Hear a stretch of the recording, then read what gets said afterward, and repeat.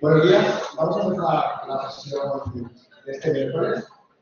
Sesión especial de clausura de la sanidad de este tipo. Es una sesión que no trabaja microbiológica, pero no solamente microbiológica, también farmacia y medicina preventiva van a participar en esta sesión multidisciplinar. Vamos a hablar ya de Estado.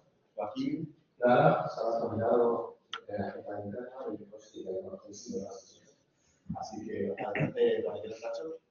Bueno, pues yo soy Ignacio, pero como ha dicho Rafa, me suelen llamar Nacho, ¿vale? Soy residente de España en Medicina Interna y, bueno, queríamos traer esta sesión sobre todo por, vamos, ya lo veréis más adelante, porque es un tema que nos ha generado gran interés y hemos titulado una serie de catastróficas desdichas. También voy a sumar una frase que es que no es siempre una nueva enfermedad, sino que a veces es la misma, pero con un nuevo disfraz. Y después de esto vamos a comenzar. Bien, pues os traigo una mujer de 76 años con los siguientes antecedentes personales. No es alérgica a ningún medicamento, no hábitos tóxicos, es hipertensa de recién diagnóstico, sin tratamiento en ese momento, no tiene otros antecedentes médicos ni quirúrgicos de interés y es completamente independiente para las actividades básicas de la vida diaria. Pues la mujer viene a urgencias presentando tos productiva de color verdoso desde hace 48 horas junto con sensación de disnea de esfuerzo. Además, sumado a esto, refiere fiebre de hasta 38 grados con tiritona. Y en urgencias, pues, no se recogen otros síntomas por aparatos. A la exploración física destaca que tiene una tensión de 170, una frecuencia cardíaca de 120 latidos por minuto, está saturando el 90% basal con una frecuencia respiratoria de 25 respiraciones por minuto y al triaje tiene 37,8 de temperatura. Dentro de toda la exploración por aparatos, lo que destaca al médico de urgencia son unos crepitantes en campo derecho. Por tanto, con los screening que tenemos actualmente de predicción clínica de sepsis, se le calcula a esta mujer y cumplía un quick-SOFA de 1 con un INUS de 6, por lo que hay que estar alerta. En urgencias, la sospecha inicialmente fue de que la paciente estuviera empezando con una sepsis respiratoria, por lo que lo primero de todo es administrar oxígeno en gafas nasales e iniciar terapia con broncodilatadores. Además, en el momento en que la ven, extraen hemocultivos por 2 y empiezan ceftriaxona con acitromicina. Dentro de las pruebas que solicitan, destaca en la bioquímica una elevación de reactantes de fase aguda consistentes en una PCR elevada de 120 y una procalcitonina de 2. Además, tenemos 15.000 leucocitosis a expensas de neutrofilia, una coagulación normal, unos gases arteriales con una FiO2 al 21%, en la que destaca una hipoxemia con una PO2 de 62 y un electro que marcaba una taquicardia sinusal a 120 latidos por minuto. Pues la siguiente prueba que se realizó, como todos podréis estar pensando, es una placa de tórax, donde podemos ver que lo que destaca es que tiene un infiltrado en el lóbulo inferior derecho. La paciente inicialmente evoluciona favorablemente con estas medidas, recupera tensiones, empieza a tener una diuresis adecuada y mejora la clínica respiratoria teniendo un 96% de saturación con una mejoría en la frecuencia respiratoria. Es por eso que ingresa en medicina interna como neumonía adscrita a la comunidad con alto riesgo de progresión a sepsis, con un SOFA 1 inicialmente. Nosotros en la guardia de medicina interna, cuando vemos a esta paciente, ampliamos la historia clínica y lo único que nos cuenta además es que es verdad que lleva varios días con cefalea tensional y dolor en el seno frontal. Dentro de las pruebas que se hacen durante la hospitalización, destacamos que el cultivo de esputo no llegó a recogerse porque la paciente dejó de producir esputo. En los hemocultivos que se sacaron en urgencia, creció un Streptococcus pneumoniae. Los PCR de los virus fueron positivos para el virus incital respiratorio y se hizo un TAC cerebral por este dolor que contaba la mujer en el seno frontal, donde lo único que mostraba en ese momento era una sinusopatía inflamatoria. Por lo tanto, recapitulando todo lo que tiene la paciente junto con la anamnesis, exploración física y las pruebas que teníamos, podíamos tener el siguiente juicio clínico, que es el de enfermedad neumocócica invasiva, a expensas de una neumonía con bacteriemia y una coinfección por virus incital respiratorio. Bueno, pues voy a contar un poquito la evolución del primer ingreso. Mantenemos ceftriaxona 5 días y acitromicina otros 5 días. Se solicita un ecocardiograma transtorácico que descarta endocarditis y se repiten los hemocultivos a las 48 horas que son negativos. Hay una mejoría clínica progresiva y la paciente se decide pues que cumpla 10 días de antibioterapia y se va de alta con cefurosima 5 días más y una revisión en nuestras consultas. Bien, pues bueno, todo iba bien hasta que a las 48 horas la mujer vuelve por desorientación.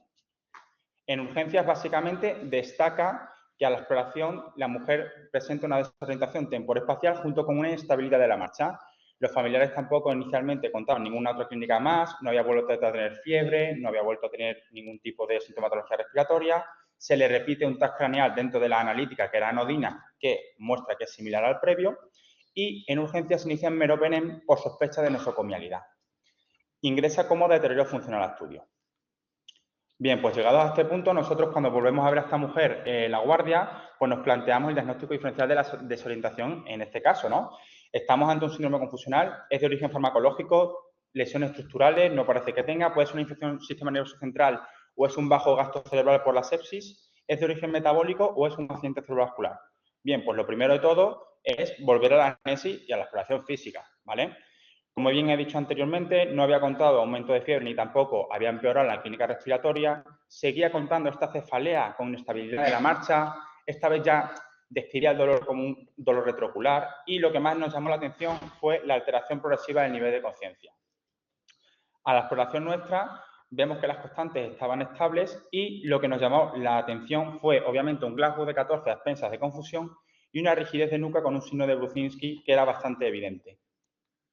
Es por eso que si volvemos a nuestro cuadro de diagnóstico diferencial, síndrome confusional, bueno, podríamos dejarlo con interrogación. Tampoco es una mujer que previamente con las infecciones haya tenido episodios de este tipo, tampoco contábamos un deterioro cognitivo de base.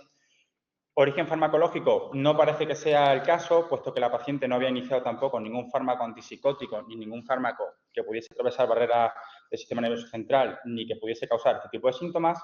Lesiones estructurales inicialmente quedan descartadas con el escáner. Lo más plausible que tenemos hasta el momento es la infección del sistema nervioso central. Origen metabólico tampoco aparecía por las alteraciones analíticas y accidente cerebrovascular tampoco era una clínica que nos sugería que estuviésemos ante un accidente cerebrovascular. Es por eso que nosotros, en la misma guardia, tuvimos la sospecha clínica de que estábamos ante una meningitis, además con una bacteriemia previa por un neumococo, fue lo primero que pensamos. Sacamos hemocultivos, pero mientras estábamos con la paciente fue deteriorando el nivel de conciencia junto con tendencia a la hipotensión y avisamos precozmente a la UBI que la ingresó. No se decidió inicialmente intubación, puesto que se esperó y se vigiló el nivel de conciencia y se empezó resucitación con fluidoterapia. Además, enseguida, en cuanto ingresó, se realizó punción lumbar, se sacaron cultivos a raíz y administraron 10 miligramos de dexametasona y cestarolina intravenosa. Por ahora, que luego hablaremos un poquito más detenidamente de ello, lo que tenemos positivo dentro de todas las pruebas que se realizan es un array en el líquido cefalorraquídeo para Streptococcus pneumoniae, ¿vale? Con el cultivo negativo. La evolución después de unos días en UBI fue favorable, por lo cual sale a planta de medicina interna para continuar estudio. Nosotros, mis compañeros cuando la ven, pues hacemos una analítica ya un poquito más extensa, ¿no? Porque tenemos una bacteriemia por neumococo, además ahora se ha ido siempre hematógena, bueno, se ha ido al cerebro, entonces ampliamos la analítica con inmunoglobulinas, volvemos a repetir hemocultivos, solicitamos serologías, lo cual todo hasta el momento nos sale normal o negativo. Volvemos a repetir la placa de tórax, que no la he puesto, pero mostraba una mejoría del infiltrado previo, y se realiza un arresto cerebral y de base del cráneo, donde lo único que nos muestra es una labarintitis osificante derecha, por este tema de inestabilidad de la marcha que presentaba el paciente. Inicialmente, después de la UBI, mantenemos cestarolina 14 días y damos de alta a la paciente también con revisión, pero por este hallazgo en la resonancia y por la lateralización de la marcha, y volvemos a hablar, bueno, hablamos inicialmente con otorrino, quien cita en un mes con la rehabilitación, porque además la paciente se quejó de que después de este episodio de salir de la UBI, tenía una importante hipoacusia neurosensorial derecha. Bien, pues todo parecía ir bien, hasta que vuelve a los 7 días por picos febriles y deterioro funcional. Esta vez, en urgencia, bueno, ya un poco conglomerando la anamnesis, en los últimos días realiza picos de febrícula vespertina, tampoco vuelven a contar que haya tenido clínica respiratoria, no ha vuelto a tener ni empeoramiento neurológico ni ninguna otra clínica neurológica, y los familiares lo único que dicen es que cuando se levanta, se va hacia la derecha. No cuentan otra focalidad neurológica. A la exploración, básicamente lo que destaca es que efectivamente, aparte de la hipoacusia que teníamos ya, la paciente cuando le mandamos a andar, pues se va hacia la derecha todo el rato. Entonces ingresa en medicina interna con sospecha de que el foco de la infección no estaba controlado. Y desde un primer momento, ya con el tercer ingreso, se interconsulta con la unidad de infecciosas de medicina interna, los cuales hacen una serie de pruebas que os desgloso. Inicialmente, sospechando de que podíamos tener una endocarditis que no se había visto hasta el momento, porque recordemos que el primer eco transtorácico fue negativo, que eso no lo descarta, se realiza un ecocardio transesofágico y un PET-TAC, los cuales descartan endocarditis y no se ve que haya tampoco otros focos. Se repiten los hemocultivos una tercera vez, los cuales son negativos. Se repite la punción lumbar y el TAC cerebral. La punción lumbar no crece absolutamente ningún bicho, ni en el array, ni en los cultivos, y el TAC cerebral es anodino. Y se repite la resonancia, que ya sí que son un poco más precisos y nos dicen que aparte de la laberintitis derecha, puede tener un foco de mastoiditis. Es por eso que volvemos a hablar con los compañeros de otorrino, puesto que sospechamos que este foco de la mastoiditis podía ser inicial o no estaba controlado desde el principio, y lo que nos dicen es que vamos a seguir con la rehabilitación y que si no terminara de mejorar, se valoraría un drenaje transtimpánico. A esta paciente, ya en el tercer ingreso, se inició tratamiento antibiótico con ceftazidima y al alta se decidió, puesto que no nos vamos a meter, por así decirlo, a desbridar el foco o a meternos quirúrgicamente, decidimos mantener con amoxicilina hasta revisión por sospecha de afectación ósea, una infección con afectación ósea. Bien, pues hago un resumen para que no os perdáis. Tenemos inicialmente una paciente que en el 2025 ingresa por una neumonía bacteriémica, tratamiento con ceftriaxona y acitromicina. Segundo ingreso, a los días tenemos una meningitis con la laberintitis derecha tratada con ceftarolina 14 días. Y tenemos un tercer ingreso también a los días en los que evidenciamos la mastoiditis derecha tratada con ceftazidima, desescalando amoxicilina hasta revisión, que más o menos todavía estamos en ese plazo, fueron unas 8 o 10 semanas. Bueno, están siendo, ¿vale?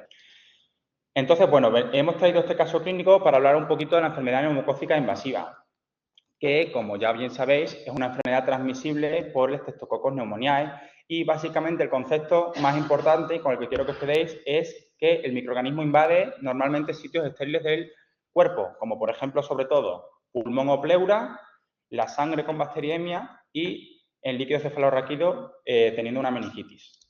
Las manifestaciones clínicas son diversas, principalmente otitis aguda, rinosinusitis agudas, como ya sabemos en los niños. También podemos tener, obviamente, neumonías, meningitis, infecciones intraabdominales y no descartar tampoco artritis séptica o incluso endocarditis aguda por este microorganismo.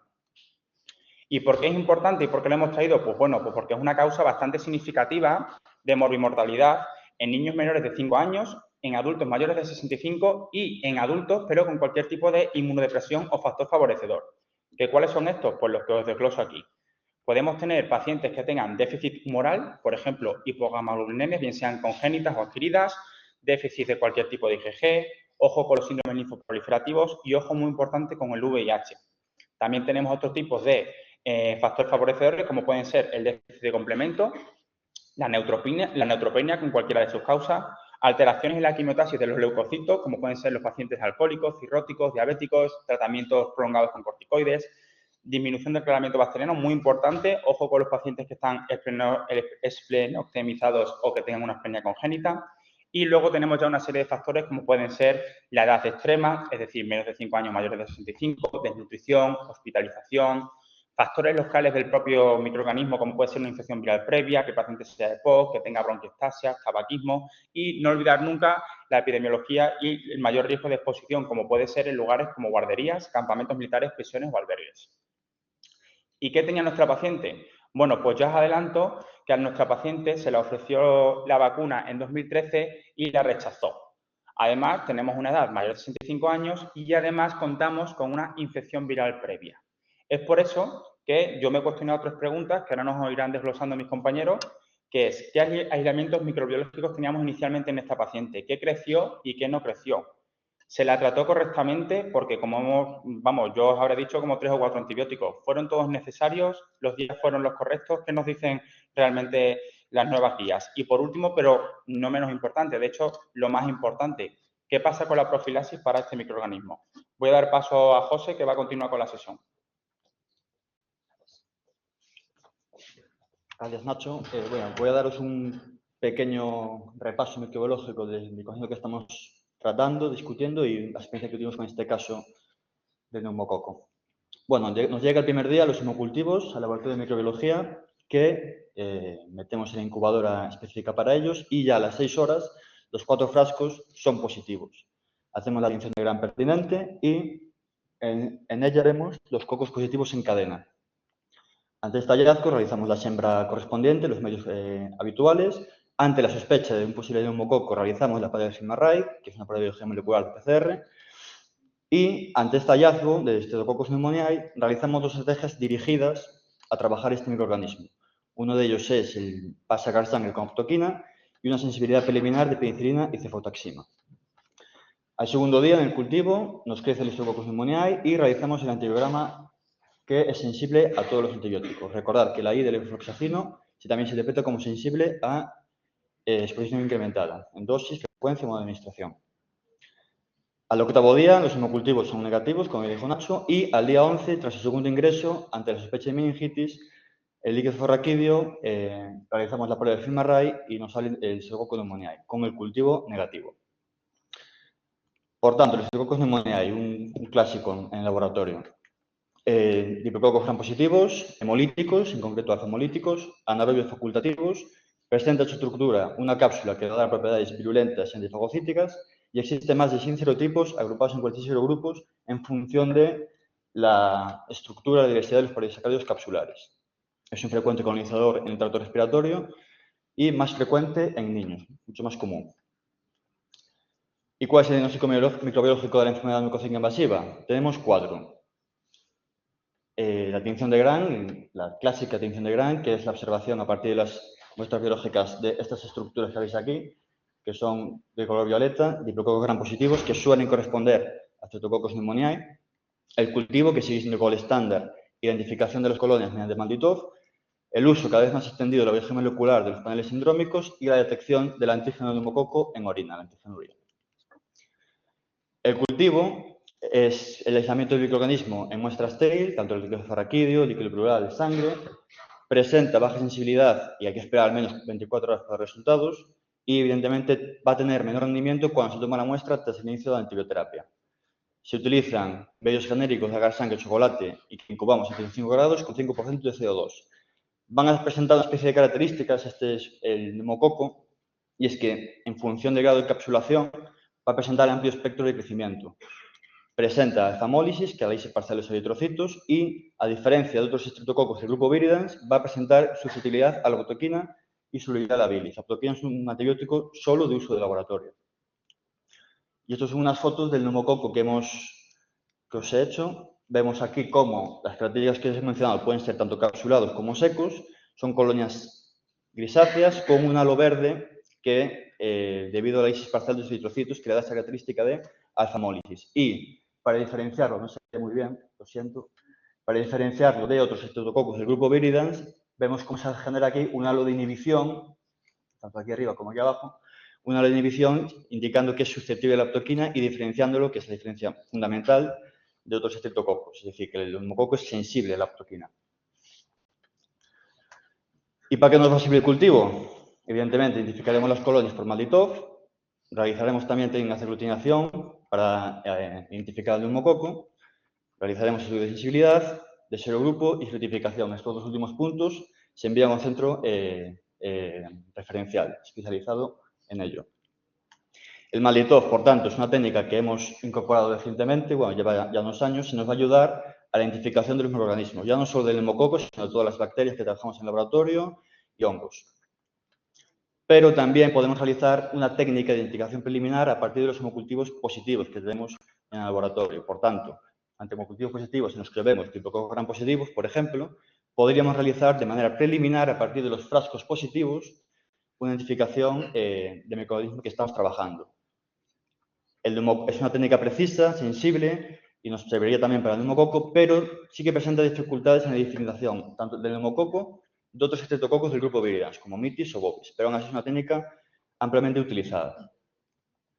Y luego está el uso, pues eso, de los FilmArray, los famosos FilmArray, que no dejan de ser PCRs múltiples, es decir, que en el mismo procedimiento van a detectar, en un mismo procedimiento de PCR, van a detectar diferentes dianas en una batería de microorganismos, con mayor precisión, sensibilidad, menor tiempo de resultados y una tasa de falsos negativos del 5%. Son útiles sobre todo en pacientes que han empezado tratamiento de toma de muestra, pero presentan limitaciones, sobre todo cuando el cultivo es negativo. No podemos realizar estudios de sensibilidad, ni serogrupo, ni certificación. Existen varios paneles que utilizamos hoy en día, pero el que nos interesa en esta sesión, que son los que utilizamos en este caso clínico, son el de meningitis y el de sepsis, que identifican el neumococo, como hemos bien mencionado anteriormente, además de otros microorganismos, tanto bacterias, virus e incluso hongos. Importante, en el panel de sepsis, el de hemocultivos, solo se puede utilizar cuando el hemocultivo es positivo, nunca más, al igual que el GRAN. Solo se puede utilizar cuando el hemocultivo es positivo. Y luego tenemos la técnica de detección de antígeno en orina, que es la detección del antígeno del polisacárido C presente en Streptococcus pneumoniae, válido para el diagnóstico de neumonías, bacteriemias, meningitis, entre otras. Presenta ventajas como que es una técnica rápida, en torno a 15 minutos tenemos el resultado, no es invasivo, es fácil de realizar y no son afectados con la medicación de antibióticos. Pero también presenta una serie de limitaciones, y es que tarda meses en activizar, aproximadamente 3 meses, eso varía. Falsos positivos, sobre todo no está recomendado en niños debido a la alta tasa de colonización asintomática en ellos. No se recomienda su uso tras la imitación de la vacuna del polisacárido neumocócico y también tiene relación cruzada con otros Streptococcus del grupo Virulence. Además, presenta variedad por serotipo. ¿Y cuáles son los números que hemos tenido estos últimos, año y medio más o menos, desde el 1 de enero de 2024 hasta el 1 de mayo del 25 hemos detectado 56 casos de enfermedad neumocócica invasora, 37 en hemocultivo, 7 en líquido cefalorraquídeo, 9 tanto de hemocultivo como cefalorraquídeo y también en líquido pleural y sinovial. Respecto al FilmArray, lo hemos utilizado en líquido cefalorraquídeo, ha sido positivo, 16 veces, de los cuales solo en 10 ha sido el cultivo positivo, el 62,5%. Además, en estos 56 casos, en 27 de ellos utilizamos la antigenuria y de ellos 27, 21 han sido positivos, aproximadamente 3/4 partes. ¿Y cuál es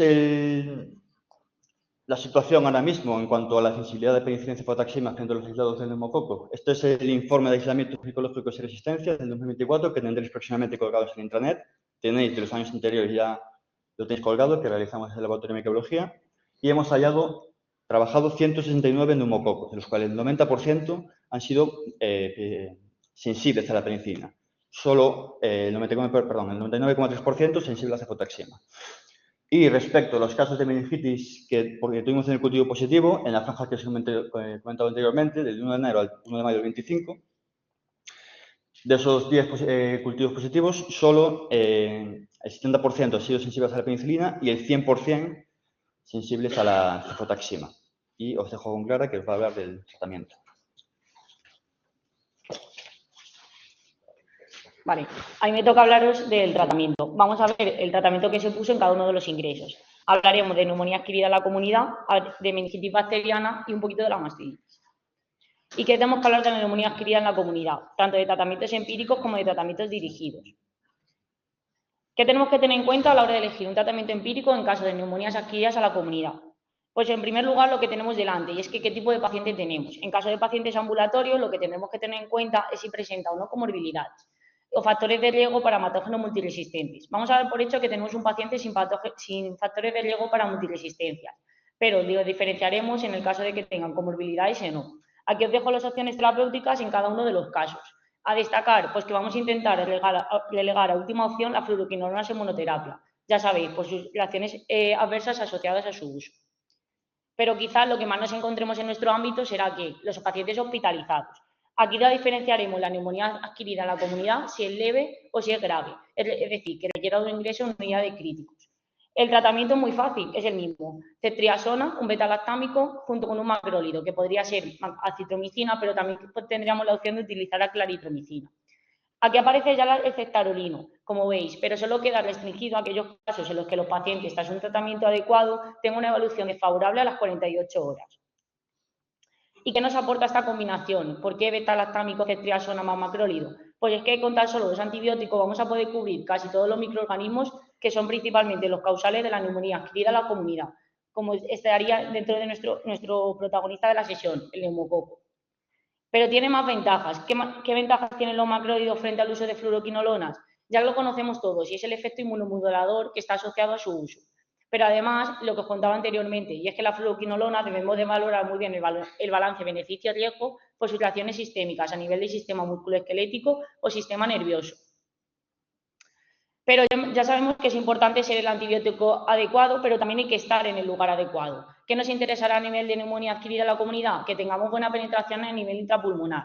Y buenas noticias, porque es que los principales antibióticos que utilizaremos, como van a ser los macrólidos, las fluoroquinolonas, el linezolid o los betalactómicos, cuentan con buena penetración, como dicen los ensayos clínicos. Y aquí vamos con la eterna pregunta. ¿Debemos de cubrir siempre pseudomonas y SARM?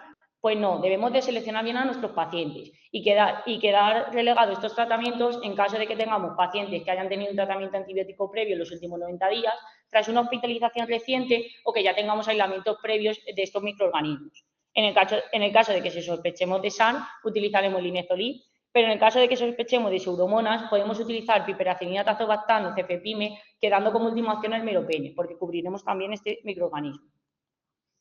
¿Pero qué pasó con nuestra paciente? Pues que inicialmente, cuando llegó a la urgencia, aparecía una neumonía adquirida en comunidad en un paciente sin comorbilidades y que se podía manejar de manera ambulatoria. Por tanto, muy inicialmente, se puso amoxicilina 1 gramo cada 8 horas. Pero ya nos ha contado José que las cosas no fueron tan fáciles y fueron rápido. Y es que los hemocultivos a las 6 horas fueron positivos y posteriormente se aisló el neumococo. ¿Qué tenemos que hablar entonces? De tratamientos dirigidos. Aquí os dejo una tabla resumen en la que, según el microorganismo que aislemos, los tratamientos tanto de elección como las alternativas terapéuticas que tenemos disponibles.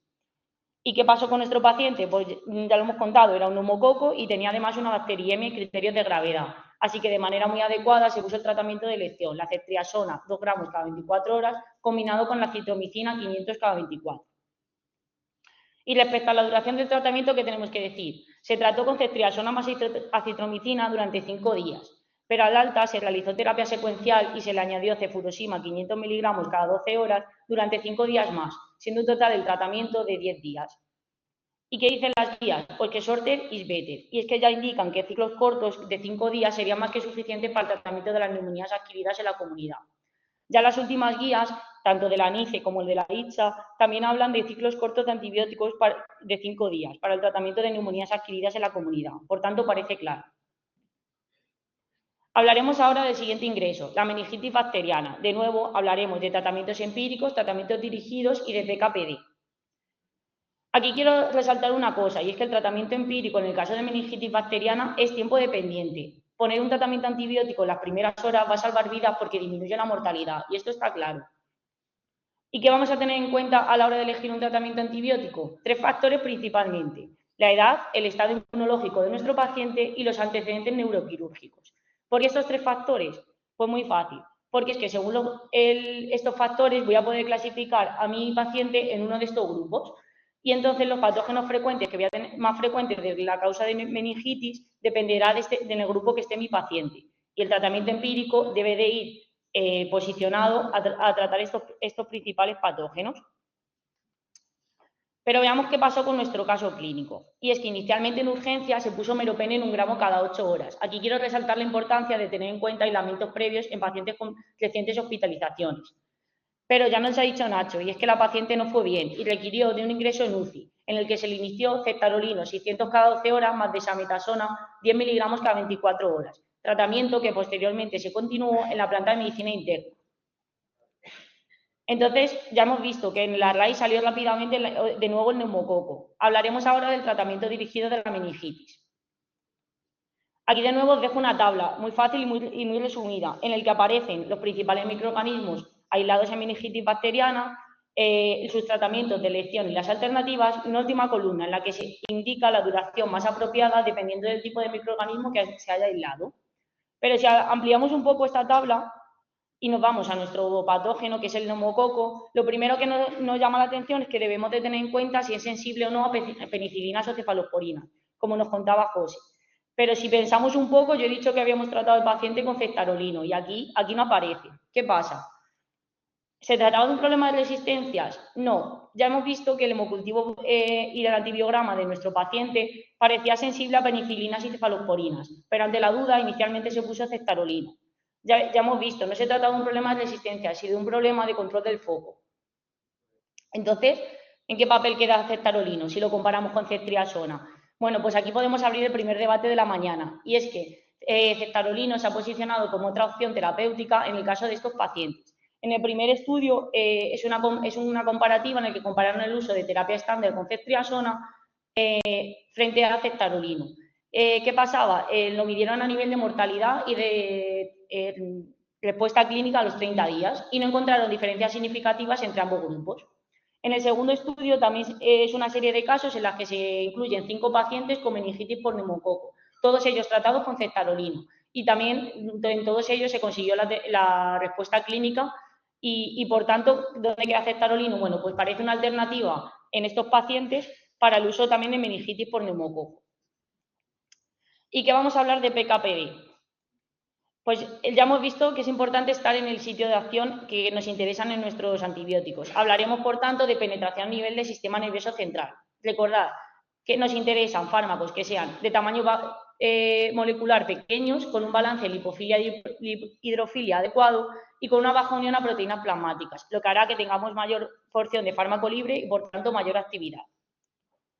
Pero estamos ante una alteración fisiopatológica como es una meningitis. ¿Qué se produce en una meningitis? En primer lugar, una alteración de las uniones estrechas de las células endoteliales. Además, un incremento de la resistencia al flujo del líquido cefalorraquídeo, reduciéndose la absorción, y una presencia de citoquinas proinflamatorias que van a inhibir la glicoproteína P.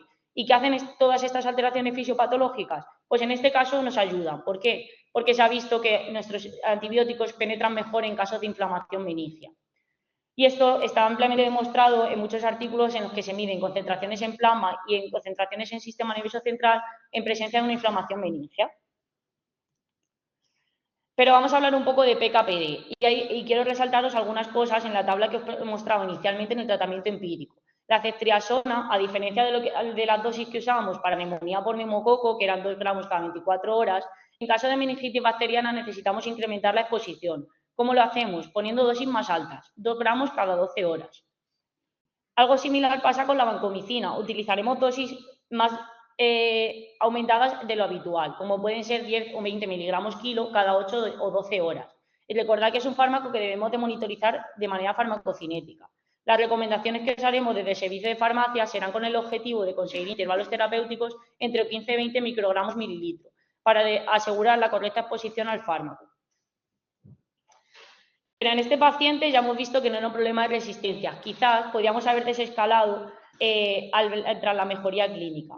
¿Qué pasaría si desescalamos? Era perfectamente sensible a penicilinas. Por tanto, podríamos utilizar, desde el punto de vista PKPD, forman parte de los fármacos tiempo dependientes.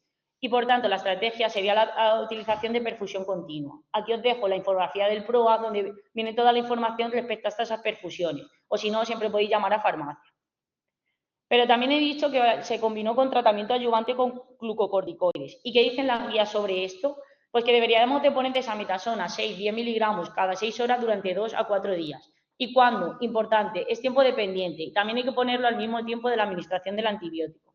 ¿Y por qué? Porque se ha visto que disminuye la mortalidad y las complicaciones neurológicas, como podría ser la pérdida de audición. Pero aquí abrimos el segundo debate, y es que en realidad estamos mejorando el pronóstico o estamos limitando la eficacia de antibióticos. Veníamos diciendo que la inflamación meningia nos hace que tengamos mayor penetración de nuestros antibióticos. ¿Qué dice la guía OMS? Pues la guía OMS no lo deja del todo claro, o por lo menos en mi percepción. Y es que lo recomienda en el caso de meningitis por neumococo, pero lo contraindica en caso de meningitis con meningococo. Cosa que me parece bastante difícil de hacer si tenemos que añadir el glucocorticoide en las primeras horas y no sabemos ante qué microorganismo estamos. Pero es que sí que es verdad que lo que os contaba, que es que la penetración en combinación de glucocorticoides con antimicrobianos, al medir las concentraciones en sistema nervioso central en inflamación, se ha visto cómo se disminuyen estas. Por tanto, aquí queda la duda de la utilización o no de los glucocorticoides. Y estos serían todos los ingresos del tratamiento. Ahora paso a hablar Joaquín. Gracias. Hola, buenos días. Bueno, como recordamos, ya han comentado mis compañeros a lo largo de la sesión, en un caso de enfermedad neumocócica invasiva que progresa a meningitis y sin claro antecedente de enfermedad neumocócica, de vacunación frente a enfermedad neumocócica, la pregunta es ¿cómo prevenimos? Pues para ello, los 4 pilares de la prevención preventiva, que se basa en la identificación proactiva de grupos de riesgo, el consejo vacunal y la recomendación personalizada, la educación para la salud y la mejora de las coberturas de vacunación. Aprovecho para dejarles nuestros medios de contacto, el busca y el mail, y recordar la importancia de la parte de interconsultas en Mambrino para el seguimiento. También recordar que en relación a la enfermedad neumocócica, cuando el Streptococcus pneumoniae invade lo que es el torrente sanguíneo o produce neumonía bacteriémica, meningitis, endocarditis, peritonitis o sepsis, estaríamos hablando ya de una enfermedad neumocócica invasiva. Esta es una enfermedad de declaración obligatoria y requiere de vigilancia epidemiológica. También es importante recordar que la enfermedad neumocócica invasiva es una enfermedad inmunoprevenible y al día de hoy la vacunación es la medida más costo efectiva. Gracias a lo que es la vigilancia epidemiológica, se han descrito alrededor de 100 serotipos diferentes, de los cuales 5 destacan, entre ellos el serotipo 8, que viene a ser el de más alta frecuencia, el serotipo 3, que ha tenido en los últimos años una incidencia creciente y también es el que tiene mayor letalidad, el serotipo 11A y 24F, que tienen asociación a la resistencia antimicrobiana, y el serotipo 4, que ha triplicado su incidencia en relación a la fase prepandémica. ¿Qué pasa en España? Pues en niños menores de 5 años el serotipo más común es el serotipo 3, y en adultos mayores de 65 el serotipo viene a ser actualmente el serotipo 3, aunque antes del 2021 era el serotipo 8. En relación a las coberturas vacunales, pues los últimos años muestran que en niños menores de 5 años la cobertura es mayor del 90% y en adultos mayores de 65 baja la cobertura a un 80%. Según el boletín epidemiológico del año 2023 del Centro Nacional de Epidemiología, los dos serotipos más frecuentes fue el 8 y el 3, en torno a un 20% de los casos de enfermedad neumocócica invasiva. La carga en salud pública nos dice en un estudio del 2016 al 2020 que una estancia promedio de enfermedad neumocócica invasiva es en torno a los 13 días y que costaría al año 359 millones de euros. La tasa de letalidad estimada para este mismo periodo por meningitis neumocócica es en torno a 10 defunciones por cada 10.000 casos. Y recordar nada más que la enfermedad neumocócica invasiva es un problema de salud global, que para la Unión Europea en el 2022 se produjeron 17.700 casos, predominantemente en varones. Los serotipos que más abundaban o mayor incidencia tenían eran el 3 y el 8, pero que el 71% estaría cubierto por la vacunación. ¿Qué pasa en España? Pues el panorama es similar. Para el año 2023, la incidencia fue alrededor de casi 10 casos por cada 100.000 habitantes. Los serotipos más o menos tienen la misma similitud y el porcentaje de prevención por la cobertura de vacunación sería muy similar, alrededor del 70,5%. ¿Y qué pasa en la provincia de Toledo? Pues ha habido un incremento en los últimos años de la enfermedad neumocócica invasiva. Como ya comentaba bien mi compañero José, según el registro de microbiología, para el año 2024 tenemos 37 casos y en el 2025 al 1 de mayo ya vamos por 19.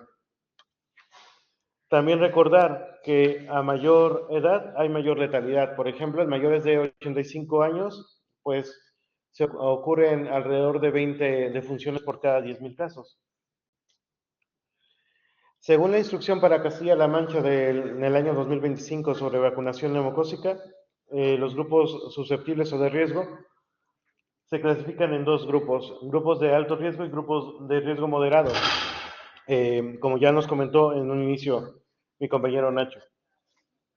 Nuestra paciente tendría claro antecedente e indicación de vacunación. Lo que sería el calendario de vacunación para lo que es a lo largo de la vida, personas sanas, está indicada la vacunación frente a la enfermedad neumocócica dentro del recuadro o rectángulo rojo a los 2, 4, 6 y 11 meses de edad y una dosis extra a los 65 años o a partir de los 65. Pero, ¿qué vacunas tenemos en España? Bueno, tenemos de dos tipos, la vacuna polisacárida y la vacuna conjugada. La vacuna polisacárida es aquella que únicamente va a tener fragmentos del polisacárido de la cápside del neumococo, y la vacuna conjugada es aquella que, aparte de esos fragmentos de la cápside, va a tener una proteína portadora que va a estar conjugada o unida. Eso hace que se refuerce lo que es la inmunidad, que la vacuna sea más inmunógena y que, aparte de todo, logre penetrar hacia las mucosas, limitando el estado de colonización o el estado de portador de las personas. ¿Qué vacunas tenemos comercializadas en España al día de hoy? Pues 4, la vacuna polisacárida 23, la conjugada 13, la 15 y la 20. De la nomenclatura viene por los serotipos o el total de serotipos que cubre. Nos centraremos más en la vacuna 20, que es la que al día de hoy está indicada en la mayoría de las comunidades autónomas. Como ya les decía, cubre contra 20 serotipos. La indicación es que a partir de las 6 semanas, frente a enfermedad neumocócica invasiva, neumonía e otitis media aguda, y tendría una cobertura de los serotipos de enfermedad neumocócica casi del 66%. La pauta de vacunación actualmente, según la instrucción, es una pauta simplificada, por así decirlo.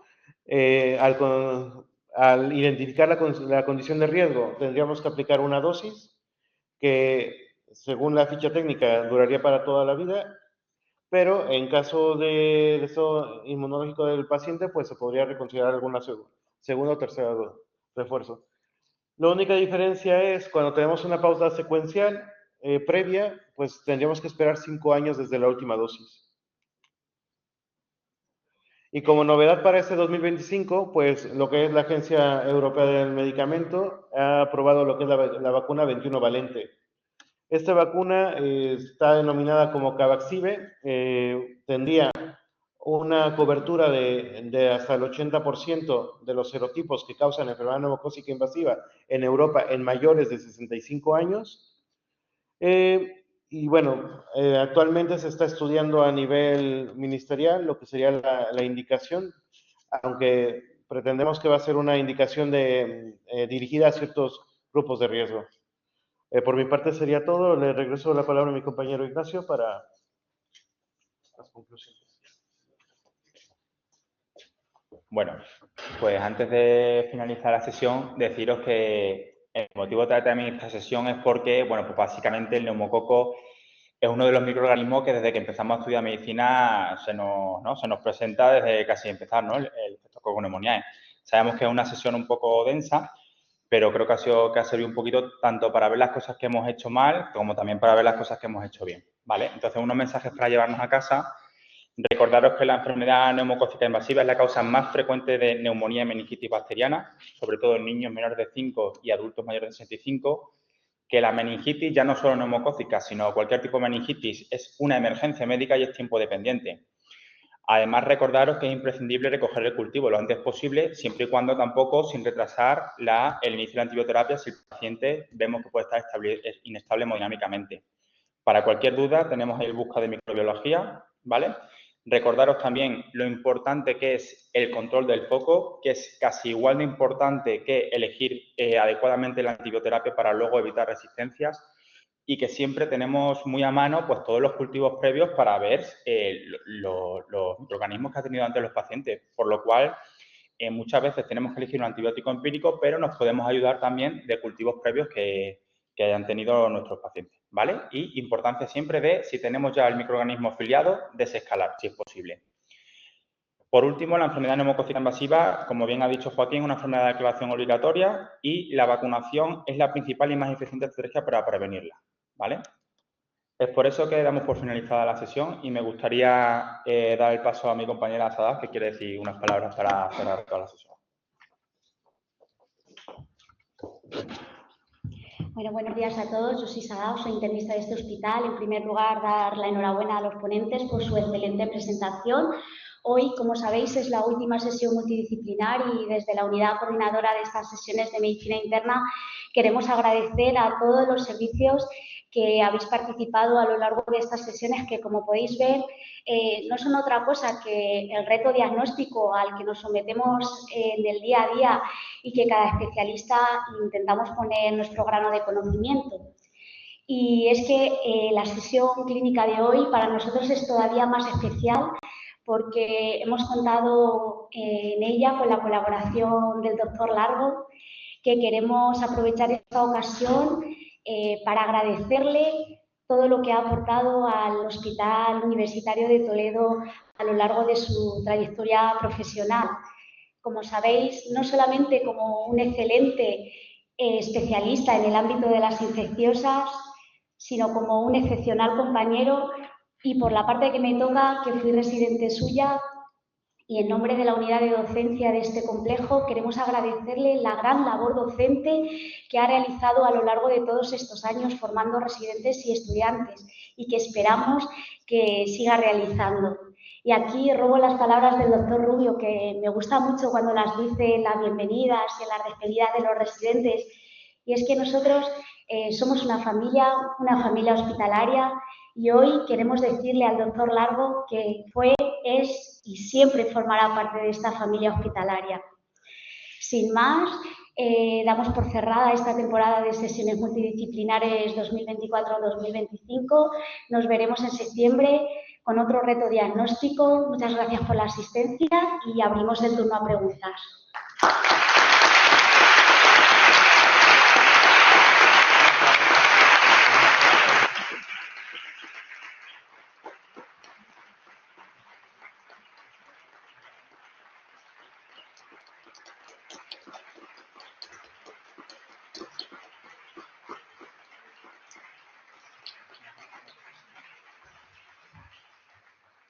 Pues lo dicho, la buena gente, y se da la sesión y nos vemos la semana que viene. Gracias por asistir. Nosotros queremos dejar de decir palabras.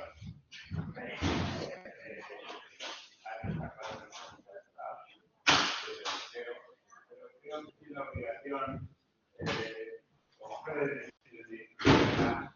el nombre de ser el nombre del hospital y el nombre de los pacientes, que han contribuido a crear el nombre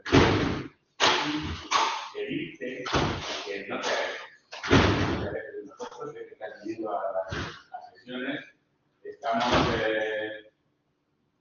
haciendo el recambio del equipo de enfermedades infecciosas, pero no solo por el equipo de infecciosas, sino por todo el servicio vital y por todo el hospital. Necesitamos tu acervo de conocimiento, ese que has acumulado a lo largo de tanto tiempo. Recuerdo, fuimos compañeros de carrera y de formación en la séptima formación de doctor en Madrid. Entonces tenías menos largo el pelo y yo no me pelo. Y a lo largo de este tiempo has acumulado mucho conocimiento, nos lo has transmitido a todos y no queremos perderlo. Queremos que siga viniendo porque eso va a ayudar en un beneficio grande en el conocimiento nuestro y de nuestros pacientes. Tanto tú como el doctor Viejo, que sigue viniendo,